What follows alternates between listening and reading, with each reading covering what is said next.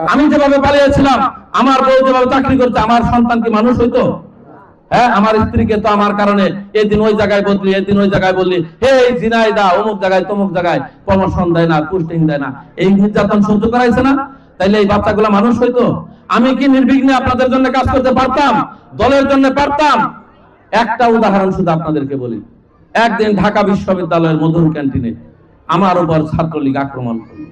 এই যে কপালের দাগ, কাছে আসলে দেখবেন এখান থেকে এই পর্যন্ত এই কপালের এই আমার ফাটা। আমি আইসিইউতে ভর্তি ছিলাম, আমার স্ত্রী সন্তান সম্ভবা।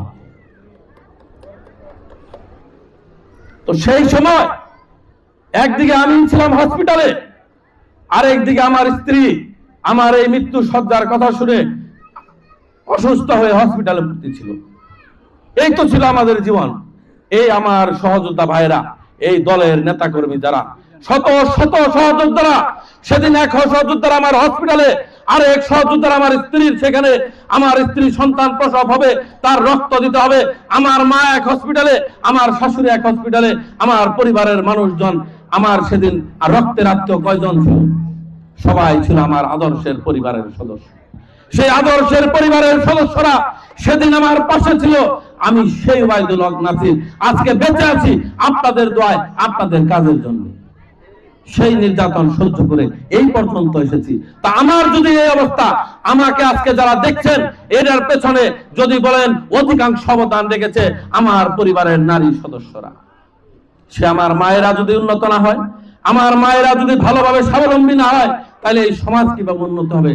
তার সেই কারণেই আমরা 31 দফায় বলেছি আমাদের মায়েদের জন্য আমরা ফ্যামিলি কার্ডের ব্যবস্থা করব। সেই কার্ডের মালিক হবে আমাদের মায়েরা, সেই কার্ডের মালিক হবে মা বোনেরা। তাদের অ্যাকাউন্টে সরাসরি রাষ্ট্রের পক্ষ থেকে সেই টাকা চলে যাবে, অথবা খাবার দাবার চলে যাবে। আমার মায়েরা যাতে চিকিৎসা করাইতে পারে, তার সন্তানকে পড়াশোনা করাইতে পারে, তিনি যাতে সুন্দরভাবে তার সংসার পরিচালনা করতে পারে। আমরা বিএনপি বলেছি আমরা ক্ষমতা আসলে কৃষকের ন্যায্য মূল্যে একটা কার্ড দিব, যে কার্ডের মাধ্যমে কৃষক তার কৃষকের কৃষি বীজ, সার, তার যন্ত্রপাতি ন্যায্য মূল্যে ভর্তুকি সহ পাবে। আমরা বলেছি যে উদ্দেশ্য নিয়ে আমাদের যে 24-এর গণঅভ্যুত্থানে 2000 ছাত্র জনতা জীবন দিয়েছে, তারা যে উদ্দেশ্যকে নিয়ে জীবন দিয়েছিল, তারা মেধার ভিত্তিতে চাকরি চেয়েছিল। আর যাতে কোনো নেতার পিছে ঘুরে চাকরি নিতে না হয়, মেধার ভিত্তিতে আমরা চাকরির ব্যবস্থা করতে চাই। আমরা বলেছি আগামী 1 বছরে বেকার সন্তানদেরকে 1 কোটি যুবকের কর্মসংস্থানের আমরা ব্যবস্থা করতে চাই। আমরা বলেছি